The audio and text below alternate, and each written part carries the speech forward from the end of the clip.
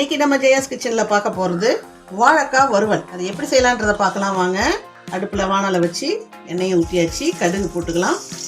கடுகு வெடிக்கும் போதே உளுத்தம்பருப்பு போட்டுக்கலாம். சீரகம் 1/2 டீஸ்பூன், பெருஞ்சீரக பவுடர் 1/2 டீஸ்பூன், பெருங்காயப்பொடி கொஞ்சமாக சேர்த்துக்கலாம். கருவேப்பிலை கொஞ்சம் சேர்த்துக்கலாம். இஞ்சி பூண்டு பேஸ்ட் சேர்த்துக்கலாம். பொடியாக நறுக்குன ஒரு வெங்காயம், பொடியாக நறுக்குன ஒரு பெரிய தக்காளி,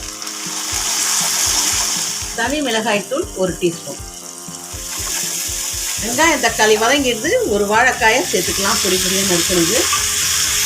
இதுக்கு தேவையான சால்ட்டையும் சேர்த்துக்கலாம். நல்லா கலக்கி விட்டு கொஞ்சமாக தண்ணி மூடி போட்டு ஒரு 5 மினிட்ஸ் வேகட்டும். வாழைக்காய் வறுவல் ரெடி ஆயிடுச்சு. வாழைக்காய் வறுவல் ரெடி ஆயிடுதுங்க.